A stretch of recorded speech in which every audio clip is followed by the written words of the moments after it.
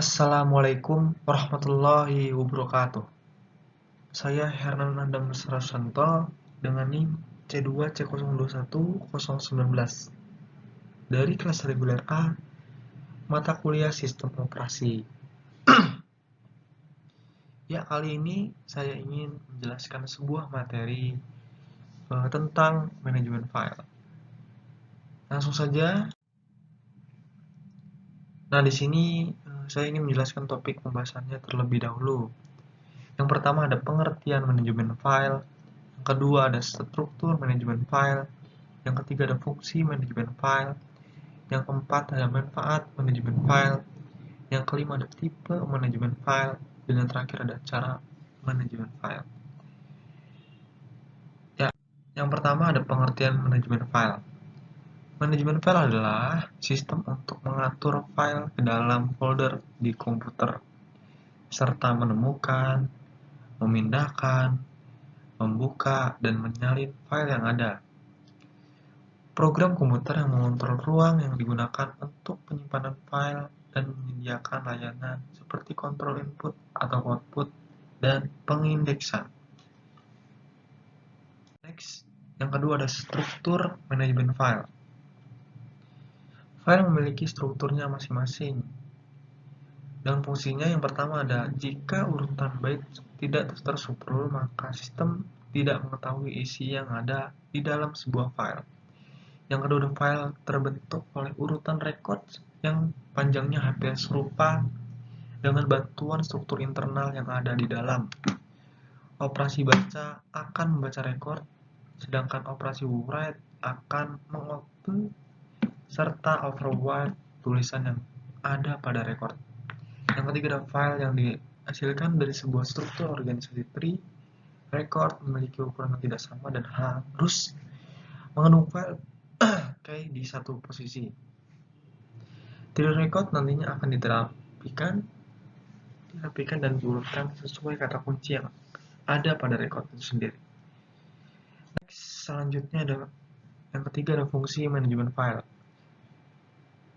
Nah, ini yang pertama fungsinya mekanisme atau cara kerja pemakaian file secara bersama. Yang kedua ada menciptakan, memodifikasi dan menghapus file. Yang ketiga dapat atau mampu melakukan backup atau recovery untuk mencegah kehilangan file karena kecelakaan atau adanya usaha untuk menghancurkan file. Yang keempat ada pemakai dan dapat mengacu file dengan simbolik, tidak menggunakan penamaan yang mengacu pada perangkat fisik. Yang kelima ada menciptakan agar lingkungan sensitif, informasi dapat tersimpan dengan aman dan rahasia.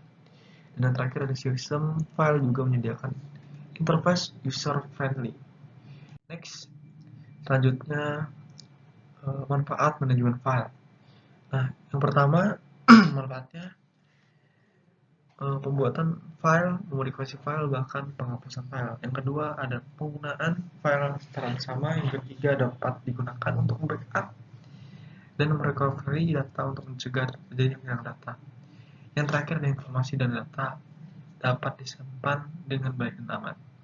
Next, tipe manajemen file. Adapun 3 tipe manajemen file antara lain sebagai berikut. Yang pertama ada file reguler dan kedua ada file folder dan yang ketiga ada file khusus. Nah, ini file reguler merupakan tipe file yang berisikan informasi yang berupa teks maupun biner, atau yang mana file teks berupa baris teks, sedangkan file biner, eksekusi, dan biner merupakan sebuah hasil dari program aplikasi. File biner eksekusi yang dihasilkan dari suatu program secara internal diketahui oleh sistem operasi. Namun, struktur file biner hanya diketahui program yang hanya memakai file itu saja. File folder merupakan file dari sistem operasi yang isinya adalah sejumlah informasi yang berkaitan dengan daftar file yang masuk ke dalam folder itu sendiri. Kalau file khusus ini merupakan nama logik dari suatu perangkat input dan output yang dianggap sebagai file. Dengan adanya file khusus atau file spesial ini digunakan dalam mengoperasikan perangkat input maupun output. Next, Cara manajemen file. Nah, yang pertama, caranya menyimpan data pada lokasi yang sama.